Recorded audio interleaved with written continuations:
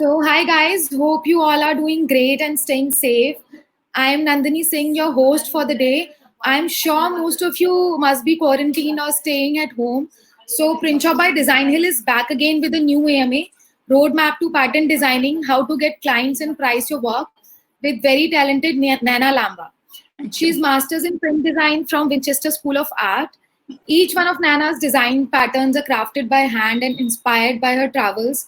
She worked with fabric houses, fashion designers, suppliers, retailers, and small startup businesses in the home decor and fashion and stationery market. So, before we start, let me give a brief about Print Shop by Design Hill, which is an online platform dedicated to helping artists around the world to learn, grow, and excel through a combination of events, community interactions, workshops organized with world renowned artists, while also providing an exclusive platform for showcasing their work and selling to a global audience. So, without any further delay, let's hear it from Nana. Hi everyone, I'm Naina. As you've heard Nandini speak about me, I'm a textile designer and I specialize in creating hand illustrated digital prints. And my specialization is creating prints from scratch. So every element you see in my prints, if you've seen my prints online on my website or my Instagram, every element is made is hand painted, is hand illustrated, and then scanned and sort of digitally created. So, Nandini, shall I start speaking about my journey, how I started my Yeah, journey into please, textile please. Yeah. design? So, I did my bachelor's from NIFT, which is National Institute of Fashion Technology in Delhi. And I always wanted to go into fashion designing, but I ended up in textile designing. And when the print design module started, because textile design is such a versatile subject, so we had weave, print, surface. And when the print design module started, I realized how much I enjoyed creating motifs and deriving inspiration and playing around with colors. I felt like that's something that I can actually go forward with in my career. So someone saying they're unable to hear. Yeah. Am I audible, Nandini? Yeah. You're audible. Okay, perfect. So yeah, I was talking about my print design project when I started my second year of bachelor's. I realized how much I love the subject, and I actually ended up doing pretty well and topping the entire university. So I decided, this is the field that I want to go in, and I want to, start my career in. So right after my bachelor's, I went for a print design master's, as you mentioned, in Winchester School of Art, which is in the UK. And that is when I started experimenting with my style of illustration, and I learned the technicalities about print design, how to create repeats, and how to start making prints for fashion, and for what's the difference between creating prints for fashion, for interiors, for lifestyle accessories. So that is how I gained my experience into print designing, and how I learned about all the technicalities. And I actually wanted to stay back in the UK and probably work for a big design house or for a big design studio, which went to all these trade shows like Premier Vision to get some experience. But due to visa issues, I had to come back to India, and I was sort of freelancing while I was doing my masters as well. So I came back, and within a month, I was able to set up my studio here in Delhi, in India, and that's how my entire career got kickstarted. And I would say I was kind of lucky because while I was studying in Winchester, I got a few freelance projects through Instagram. And when I came back, I had some projects in hand. So I just continued those, and I started my career. Yeah, So, yeah, yeah. that was quite a fascinating journey you had. So, then I've seen your work, and I've seen your Instagram followers, the kind of work you have been doing. So, where does the inspiration comes from all these ideas and all these creativity? Okay, so I'll tell you a very fun story. So when I was in UK and I was studying there, I wanted to obviously go around and explore Europe a bit. So I did like a part-time job in Tesco, and whatever money I gathered, I went on a trip to Portugal and Spain. And when I came back, I had to do my final design project for my masters. And my entire collection was inspired from Portugal. all the tiles that you see, and all the flora and fauna around the cities. So since then, most of my prints have been inspired from my travels, and I feel lucky because I've been able to travel a lot because I have my own business. I have the luxury to take out time to travel, gather inspiration, and I love gathering primary motives, clicking pictures and sketching from like live drawing and all of that. So if you guys want to see the collection that I did on Portugal, I can actually maybe screen share and show it to you on my website. One second.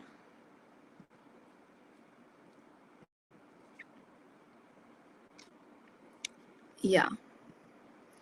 So yeah, this is my website and I have my portfolio here. And yeah, this is the collection that I did on Portugal. So if you see some of the prints that are inspired by the facades in Lisbon and the tiles that you see around the city and different elements that I was able to go around and click, and the different flora and fauna that you see around the city. It's very important to create a collection. It's very important to do some main prints and some coordinating prints, which would include some textures or some maybe geometric patterns or tile patterns. So again, this was a print that I absolutely love, which was inspired by the city of Porto. So just to put in all the detailings of the tiles and the buntings going around and the plants and the lampposts.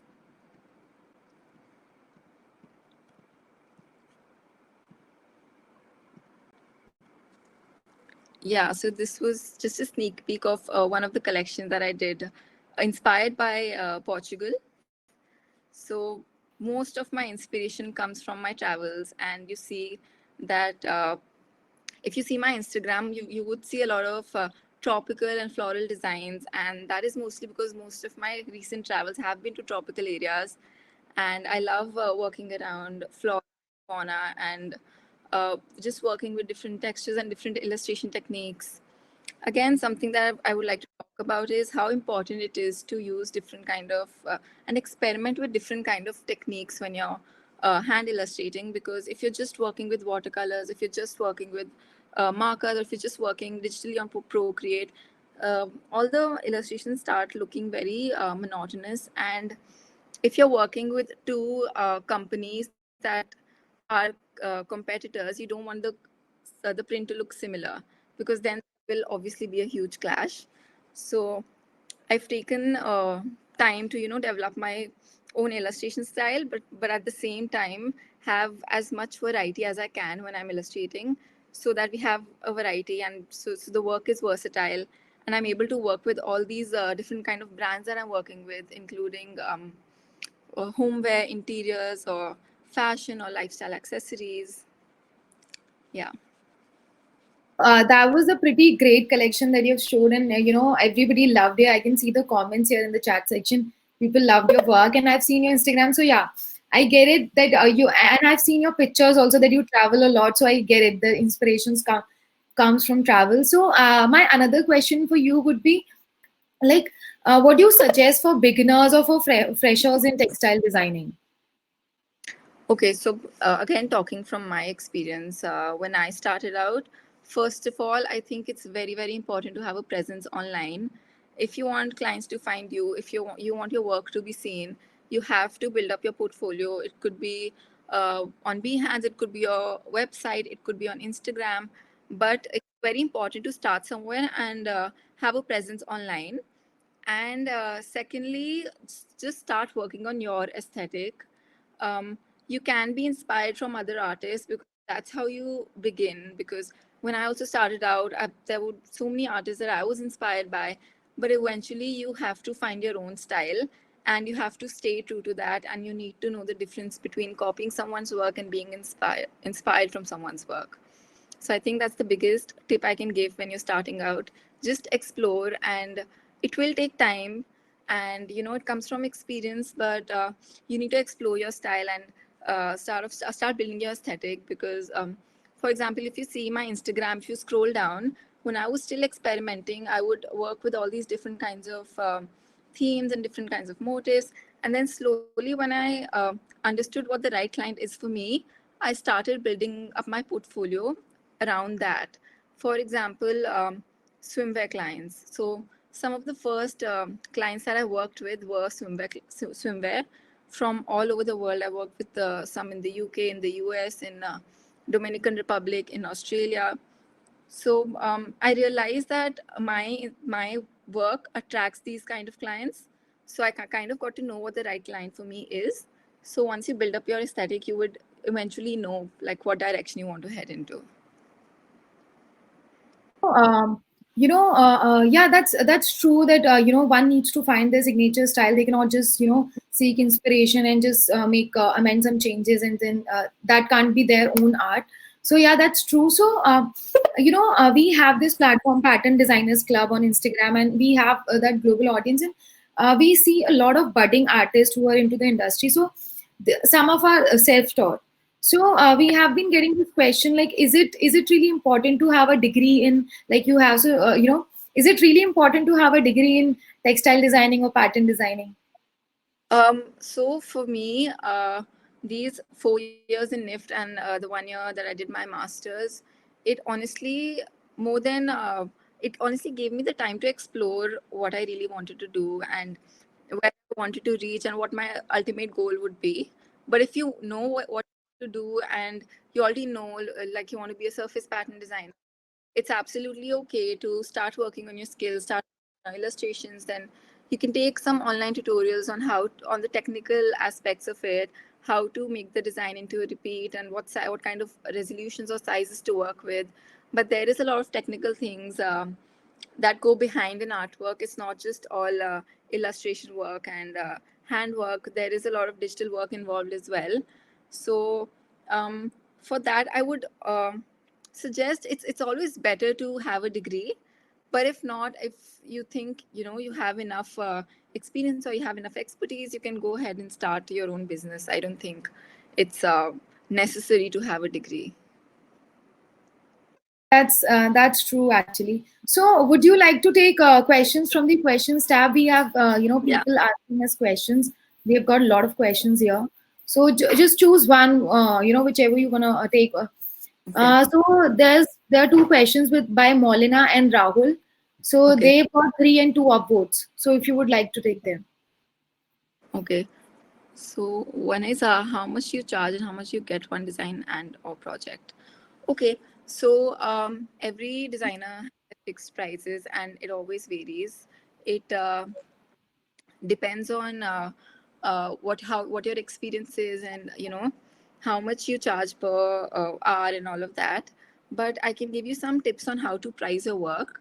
So when you're starting out and a client approaches you, first of all, you don't want to undervalue your work and you don't want to charge too low and be like, okay, this is my first project, let me charge very less and just cruise through it. But I think you should fix a price according to the hours that you put in. And of course, you don't want to price your designs too high and alienate your clients. So the best way to do is sort of balance between the time and the time that you take, the hours that you put in, and the experience that you have. So, for example, I'll just give you a short example. For example, you have a project and you have to make a print, and your price per hour is say $50, and you take about 4 hours to do the print.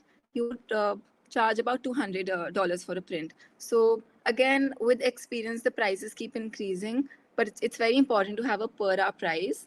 So for longer projects, per hour prices don't work, but for shorter projects it always works.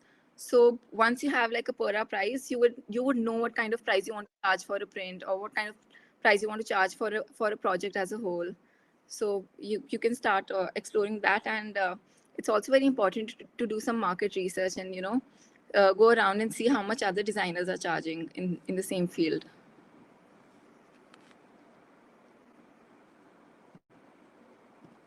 Yeah. Yeah, that's true. So yeah, actually that was insightful. So we have another question from this. There got 2 upvotes. Like, do you reach out to companies and clients and send your portfolio to them to get projects? By Voni. That has got 2 upvotes. Okay, so you Yeah, can just just check. yeah. So as I said, it's very important to have an online presence when you're starting out. And when I came back to India and I was setting up my studio, I did reach out to a few clients. But when you're reaching out, make sure your portfolio is ready, and make sure it's divided into segments, and make sure you're reaching out to the right client. Again, let's take an example with swimwear. Um, I knew the kind of print I do would work for swimwear. So this Portugal collection that I just showed you, because it was online, this client from Dominican Republic was able to have a look through it. And within 1 month of me starting my business, she wanted to purchase the entire collection. And she was able to use the entire collection on her swimwear line.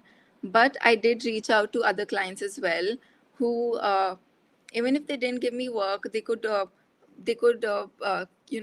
they knew that I was present online and I was available if they wanted to get any prints done in the future. And so it's always a good idea, but obviously you need your portfolio needs to be in place, and it needs to be organized, and always focus on the kind of on your aesthetic, on like one kind of work that you want to portray. It shouldn't be like all over the place. So it's absolutely okay to get in touch with clients to for work. Yeah, actually, so what I like, I was also getting a hold of your communication. So what I like is like you are, explaining everything with a reference. So that is more understandable to the audience as well and artists. So we have and I'm very glad that, artists have so many questions right now. So it's great. So you can also have a look and you can choose by yourself, Nana. Okay, let me just browse through these. Yeah.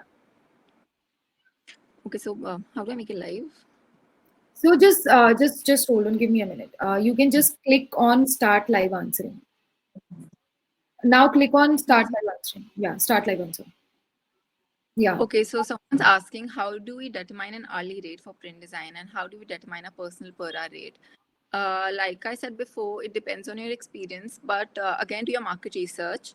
How you can do that is go online and go on websites like Upwork or freelancer.com, where you see all these freelancers working in an hourly basis. So you will get an idea about how much graphic designers are charging or how much textile designers are charging. The starting rate could be $25 and it could be $75. It all depends on your experience. So you have to do your market research and sort of find your hourly rate that you think that clients would be willing to pay you and which works for you as well. So you have to kind of keep a balance between both the things. Yeah. So I have one question for you. Yeah. You told us about a lot of experiences that you had and a lot of examples, references. So share any. Did you have any negative experience that taught you a lot as well?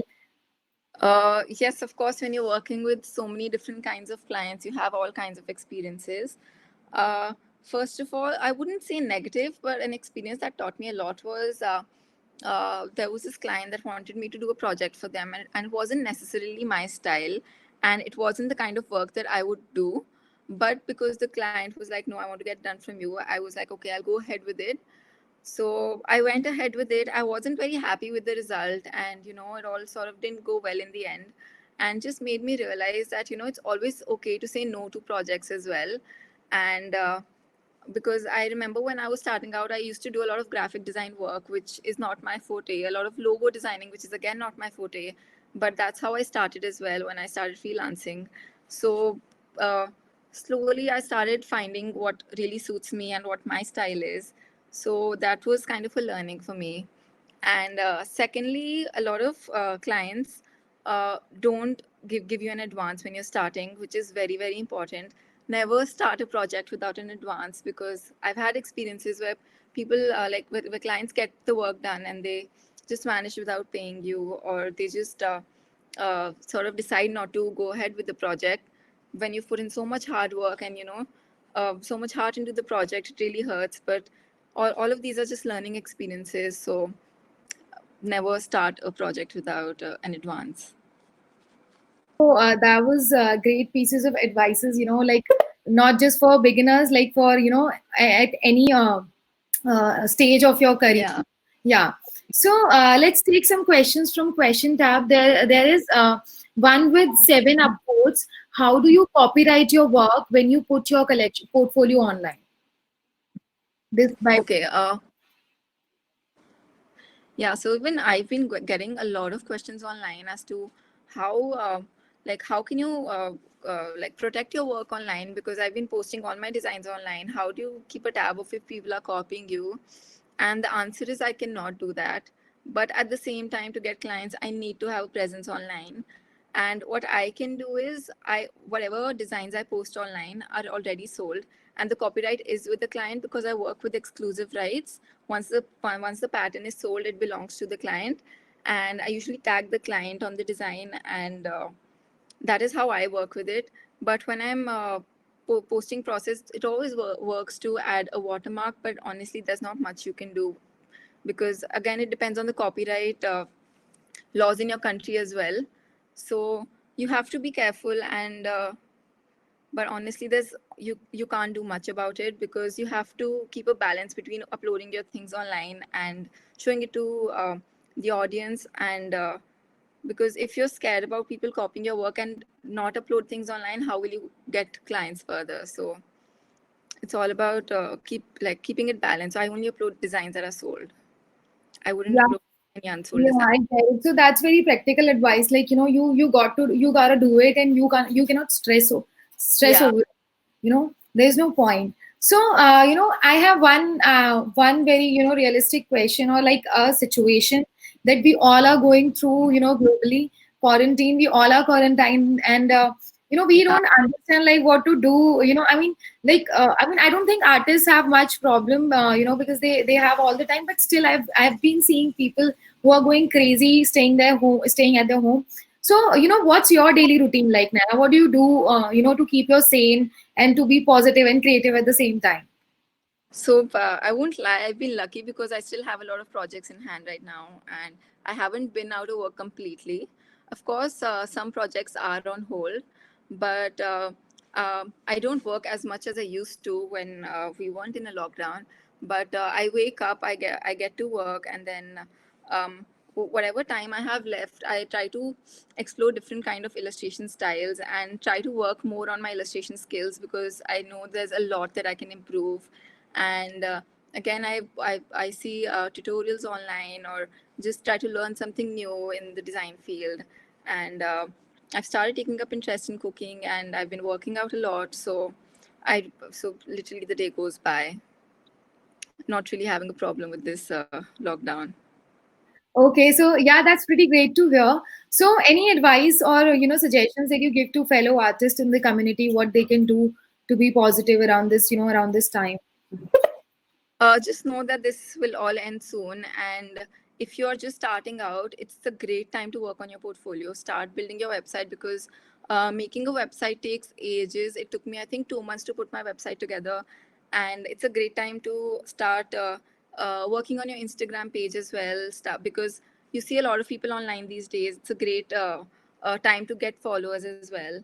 So start being regular on your Instagram. Start exploring styles of illustration. Start working on your skills.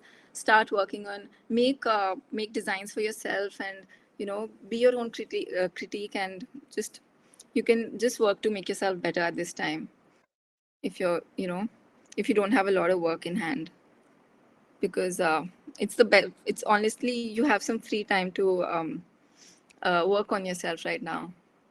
Yeah, so actually, yeah, we have ample amount of time right now in our hands to, do whatever we used to feel like, we don't have time for that. But yeah. So, during this situation, did you see any changes in the industry that you are also facing due to coronavirus situation? So we don't really know where the situation will go, and global leaders are still debating whether how it will affect industries. But of course, as I mentioned, a lot of my projects are on hold, and we don't know when all of this when our work will resume. But again, I feel like print designing is so versatile. It's literally used in every industry possible. You're not limited to fashion. You're not limited to clothing. You're not limited to interiors. So there will always be scope for you to work. And right now it's very interesting because I've been working on so many designs for masks and print designs for masks and companies that produce masks. So that's another area that has opened up for me. So let's see where this takes us. But I'm pretty sure that fast fashion will see a dip and people will start being more sustainable. So probably from digital printing, people would want to go into using natural dyes or doing more Indian techniques of printing like block printing. But again, print designers, I don't think we will be out of work soon. So Yeah, that's that's that's good. true because I've also seen a very much new creative ideas for masks, print masks. So yeah, that's Exactly. that's nice observation. And I mean, yeah, nice observation for me. You guys you do work in that industry. So let's take more questions from the Yeah. question tab. Would you mind to have a look here? Yeah. So yeah, just choose one. Whichever you feel Go like. ahead, please.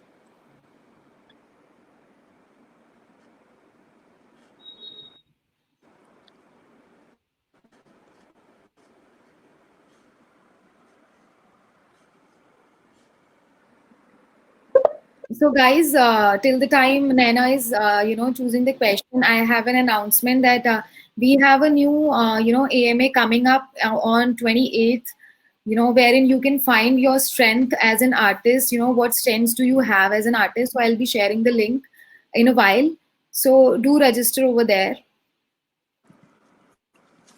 Okay, so someone's asking, can you talk about the licensing world? How do you organize your online patterns portfolio?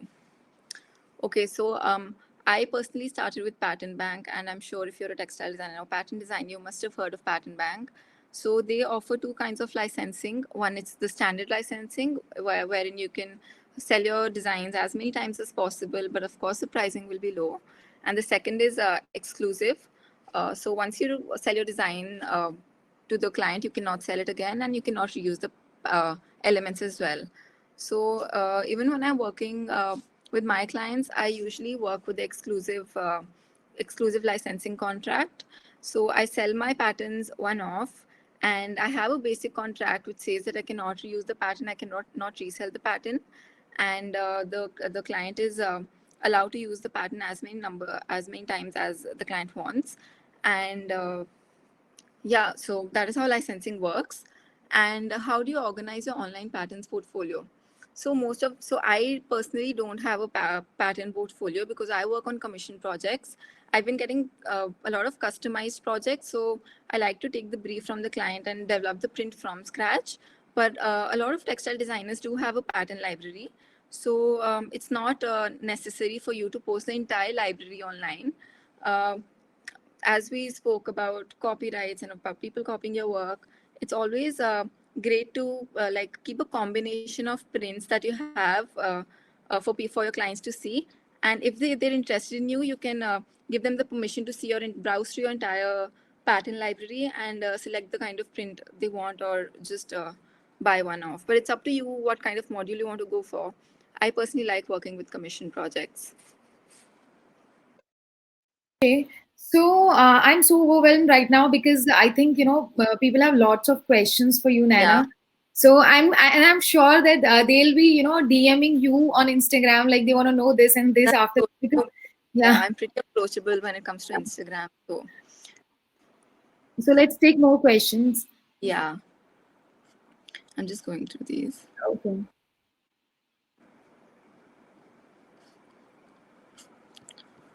Is there any question that you feel like I should answer? Then we've spoken about copyrights and So I've seen two questions. Please suggest some artists or books to refer for inspiration. okay. So I think you can suggest any website or blogs that you follow other than books also. So you can share all of them if you have. Okay. Yeah. So I do follow a lot of books. So one of my favorites is Scott. So she does a lot of botanical illustrations, and you can even follow her work on Instagram. She's a major inspiration, and I've always loved her work. Other than that, I have some books which talk about basics of watercolor and how to start painting botanicals with watercolor. And again, I have another book which talks about using pens for illustration, and another which talks about using markers for illustration. So, as I said, I like to experiment with my illustration style and not use just one medium when I'm creating my illustrations. So I have all these books, and I follow all these artists that work with mixed media mostly. And I've been following a lot of Procreate tutorials online recently because I've started using that app on my iPad to create illustrations as well. And it's great because it has all kinds of brushes that you can use. And so you can literally work with all kinds of medium digitally, which is great. So you should definitely have a look at Katie Scott that I mentioned. She's one of my favorites. Okay, so just yeah, you've just repeated the name. So it will be really great because a lot of people didn't get the name. So it will be great if you could write it in the chat section. A lot of Yeah, people are asking. it's Katie Scott.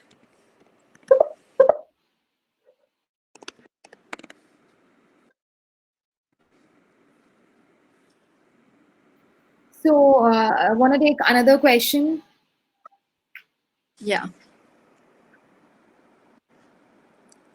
Mhm. So, Harvey, let's talk a little about Instagram. This is again one of the most questions. How do you build your Instagram and social media following? So, first of all, like I said, uh, it's very, very important to have a social media presence. So, when I started out, this was when I was doing my master's, I started working on my Instagram, and I had about 1,000 followers then, which was about 2.5 years ago. And it's to uh, grow your Instagram. First of all, it's very important to post regularly and be regular. And if you're an artist, it's very important to show the kind of aesthetic you want to work around. And so, for example, if you see my profile, every post sort of comes together. I just don't post randomly. You have to be very careful about what you post, and you have to edit what you want to post, and you have to like be very careful to see if the post will do well or not. So again, when I started out, I was also still learning. So uh, I, I I would post every design that I would do on Instagram because I really wanted clients and I wanted everyone to see my work. But now I've started editing it out a lot more. uh, if you see my Instagram, you'll see a lot of tropicals, you'll see a lot of florals, but that is not the only style that I work with. I work with so many different kinds of prints, but it's very important for your Instagram to have a story behind it. So I've constructed my Instagram all around travel and all around tropicals. Even the personal pictures that I post are mostly about travel or, about a tropical life. So that is the kind of story that I've been working on my Instagram. So that is so when the entire feed comes together, you'll automatically start getting followers.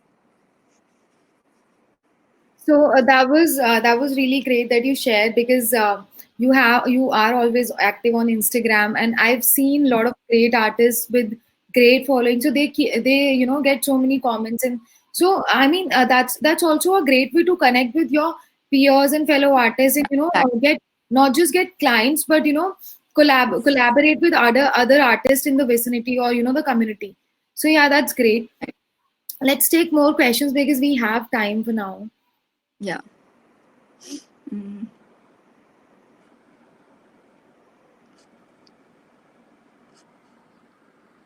So, Sandra is asking, which tools do you use if you draw by hand? Do you scan your motifs and transfer them into vectors so that they can be used for large scale patterns in high resolution?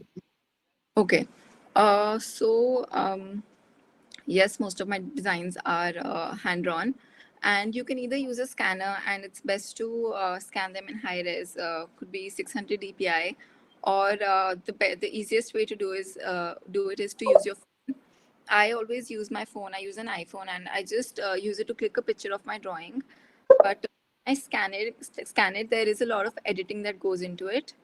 No, I do not convert it into vector. I do not work with vector or Adobe Illustrator. I work mostly on Photoshop, but I work on high resolution. So the printing quality is usually not compromised when I scan the drawing, and it's very important to even keep in mind the size of the illustration when you're drawing it. It can't be very tiny, so you have to make it like a big good size, so when you scan it, all the details are visible, and you don't have any pixelation problems when you're converting it into a print and printing it in a product. Okay. So I have one question. We've talked about portfolio and getting to clients and everything, but how to professionally present your portfolio and then negotiate your rates with clients. Okay. So you have your portfolio ready and it's categorized in the different kind of work that you do. For example, you're also a graphic designer. You have a section which has logo designing, a section which has pattern designing, a section which has all your hand illustrations, and you've gotten the kind of client you want to work with. But and you've also set up your hourly rate. You know what you want to charge, and you're very confident with your prices. But what happens when a client starts negotiating? So you can go two ways. First is you need to ask yourself, are you willing to negotiate? Because if the client is worth it, for example, if my dream company approaches me and tries to negotiate with me, I would still want to work with them because it would add to my portfolio, and it would be an honor to work for the company. It's totally okay to negotiate, and just because it's your dream project, and you would really want to work with the client. But if you feel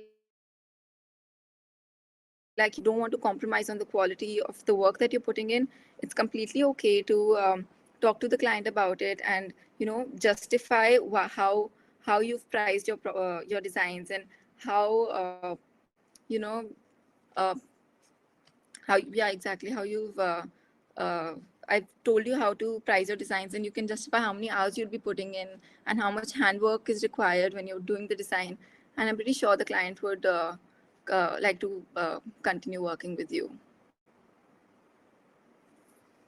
Okay. So yeah, that's true. So and I've been seeing new questions over here.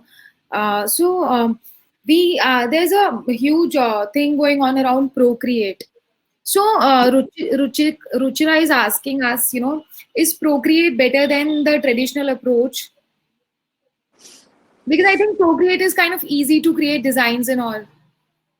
I wouldn't say it's easy. Hmm. It's more convenient because you do not have to carry all your stationery around. You don't have to open up your paints and all of that. You can do it while you're traveling. You can do it while you're on an airplane or on a train. You can literally do it whenever.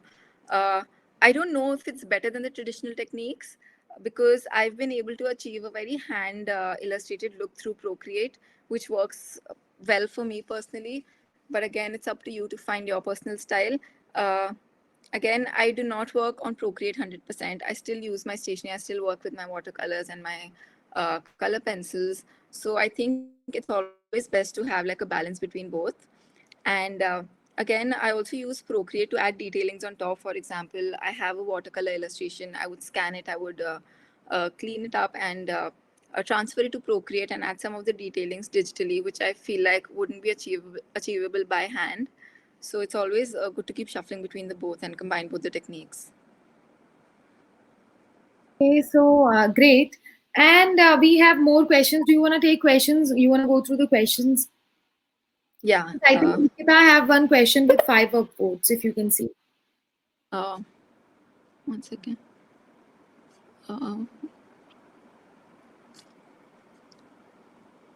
I can't see the names of people who are. Okay. So there's this question. I'll just click on Start Live Answer. When you take on commission projects, do the brands or clients who you are creating prints for give due credit to you as a pattern designer or print designer who has actually added value to their product? Okay, this is actually a great question. So they are not entitled to because they're paying you for your work. So it's wrong to have expectations from the client to give you credit for your work because again they've hired you and they're paying you for the design. But most of the clients, if they're happy with your work, they'll be happy to give you credits, which has been the case for me. And most of the clients are also okay with you posting prints on your portfolio, posting their prints on your portfolio and on Instagram or on your social media, whatever, if you tag them and if the collection is already out. But again, they're not entitled to give you any sort of credit if you're selling your design to them, because you're getting paid for it. Yeah, so yeah, that's true on so many levels. So Ruchira also has one more question. Can you name some of the famous Indian designers you've worked with? Some of the famous Indian designers. I've worked with a lot of designers who participate in Lakme Fashion Week and Lotus India Fashion Week. I've worked with Vikram Fadnis, then I worked with Malini Ramani. I worked with Prama by Pratima Pandey, which is again an Indian designer. So mostly fashion designers. I can't think of any names on the top of my head, but yeah, these are some of the names that I can think of. But that's huge. I mean, I have been through your portfolio and everything, so I knew already. But she asked, so I asked you that question. So we have more questions in here. Mm, So I have one question. You've got so many skills. You have been working out since you were in college. You were studying, and you've got clients. So how did these skills help you in creating your business more robust? Like you knew things from a very earlier stage. So how did your skills help you in your business also? Are you talking about my illustration skills or my digital Yeah, I mean, skills? overall, handling clients and, getting clients, all these skills, because working as a freelancer is different, but, creating your own studio and then working as a business or a brand identity is different. So, in that way, I'm asking you that question. Okay, yeah, that's true, because I don't have any job experience apart from the 2 months I did at Tesco as a part-time job in UK. But if you're talking about skills, I learned along the way, and I've done a few internships that really helped me understand how the industry works. But when I started out, I was as clueless as anyone is, and it's been 2 years now, and I'm still learning, and you just sort of know how to start handling clients once you worked with so many clients and so many projects. And I think I was just lucky, because when I came back, I still had a few projects in hand and I was able to start my studio, because otherwise I would have wasted a lot of time just thinking what to do, because I was thinking of starting my own fashion line or start my own interior line, or I couldn't make up my mind which direction to go in. So I thought it's best to, keep it open and start working with all these brands, so I can work with all sorts of uh, lines, be it fashion or interior or lifestyle accessories. But when I got admission into NIFT, I had no illustration skills whatsoever. I learned along the way. I had no idea how to use Photoshop. They didn't even teach us how to use Photoshop and how to create repeat patterns. All of that was learned during my. I actually learned how to make repeat patterns in my internship when I did it with Satya Paul, which is again a print designer based in India. So this was in the second year of college. So I started experimenting, and there's been a huge uh, shift in how my work was when I started out and what it is today, and I'm still growing and learning. Yeah, so I mean, yeah, I understand because you have been, working since such tender age, when we were in college, and you have been working with great, in great brands. So yeah, of course, that shapes you a lot professionally. So I have one more question for you, Nana. How do you make sure your pattern collection is cohesive while keeping each pattern independent? Okay, so it again depends on what the client wants. So is there any way I can share images on here? I can actually show you a design process that I have. Yeah, the So same way you can share your screen. You know, can I send images on the chat, I or mean. okay, Mhm. I'll just try to share my screen.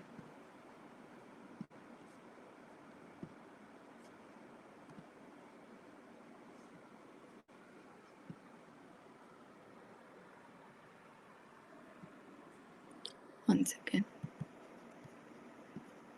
Yeah, so if you look here, for when I get a project, I usually get a mood board from my client, and they kind of tell me what kind of look, what kind of aesthetic they want. So if you see, this is a mood board. So this was for a client called Coconut Swimwear in Dominican Republic, and they wanted me to do a collection inspired by the city of Positano, which was ideal for me because I had just visited, and my prints are usually inspired by travel. So what I like to do is I like to gather all these different elements and all these different inspirations and start sketching. So she wanted a collection of 5 to 6 prints, but she wanted each print to look different yet cohesive. So let's see how I work through this. So this was the mood board. After that, I started sketching out my elements. And for example, these are the final prints. So you can see how I've used lemons and how I've used different flora from the city, how I've used these whimsical elements like putting the scooty and the pizza together, and I've used umbrellas. And you see how everything is cohesive in terms of colors and in terms of elements and in terms of the illustration style. So it's very important to use similar kind of illustration style and color tones for it to look like a collection. So, and each print has like a background. For example, if you see the lemon print here, it has stripes at the back, which can again be just the stripes can be used as a coordinating print. So again, if you see the car print here, it has like a tiled background, which is again great for a coordinate print. And we have a check background. So all of this comes together in terms of colors, and it goes with the mood board. And we have all these elements. So we see lemons here, and then I've tried both the prints together by introducing an element of lemon here, but the hero here is the Fiat that I've used. So you can also see the final product. Yeah, so these are the final this is the final collection that they came up with. Yeah.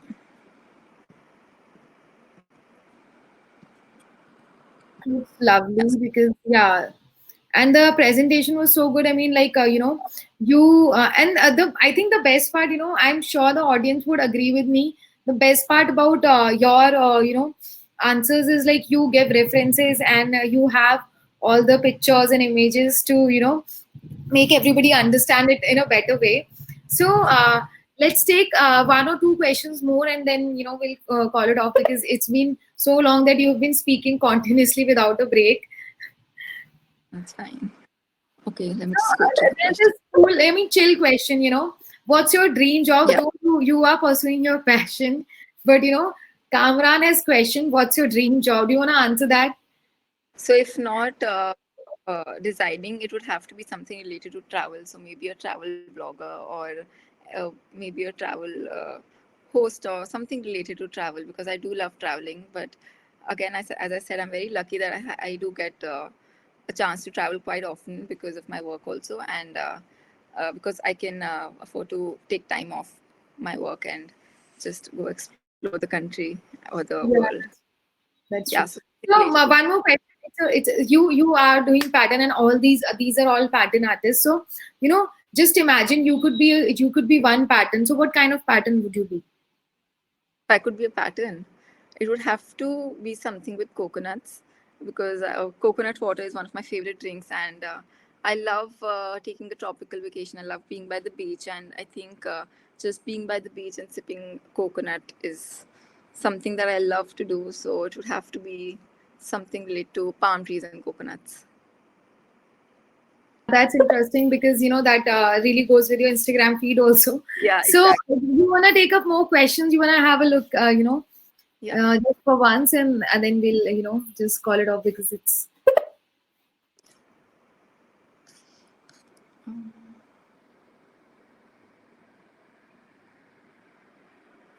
Okay. So someone's asking here, I'm wondering if a company want a pattern from, what do you need to give them? Okay. So how I usually work is I do not take care of sort of production. So I do not take care of any sort of printings. I do have contacts with digital printers that I can suggest to my clients. But when a client approaches me for a design, I make it very clear that I will be there just for the design process, and I give them layered printable files in Photoshop, which are ready to print. Uh, and all the production and all the printing is taken care by them. But if there's any sort of fixing that needs to be done in a later stage, I'm always there to help them with. For example, some color changes or some scale changes. So all of that I can help them with, but I do not provide any sort of fabrics. So again, it's up to you if you want to work on this module or you want to do production and you want to tie up with a maybe printing house and start giving fabrics to your clients. Again, it depends on your business model. So yeah. Yeah, that was cool. So I think we should call it off because we have took all the questions. You know, you've answered. Like most of the questions over here. I think these questions have been repeated and asked by different Yeah. people. Questions. So yeah. So I would like to thank you, Naina, for doing this. And helping out the artist in community, especially during this time, whereas everybody is just stuck in a rut, and it's great to learn something new, and especially in this fun way where you have been fun throughout the journey, throughout the session, and you have been giving us references. So thank you so much. And guys, thank you for asking great questions. And I think Naina also enjoyed answering your questions. So stay tuned with us, and of course we will be uploading this whole video session on YouTube. So stay tuned. And all of you who have attended this, you'll get a, video copy in your emails. So yeah, stay tuned, and follow us on Instagram. And of course, we'll be sharing Naina's Instagram handle as well. So of course, I can share it right now also. Let me just share Naina's Instagram handle. Yeah, you can follow me, and if I missed out any of your question, feel free to DM me. I'm very available on Instagram, and I will answer all of your questions. And I do have a few IGTVs where I talk about how to start freelancing and how to price your products as well. So you can go through those, and I'm sure those will help you to start your own business as well. But it was great answering all your questions and being a part of this. So thank you so much for this opportunity.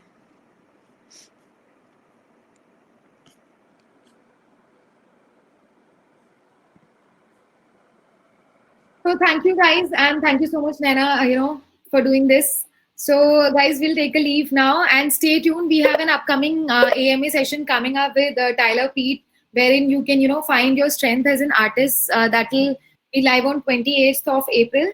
So stay tuned and see you. Bye, Naina. Thank you so much. Bye. Thank you so much. Bye. Bye.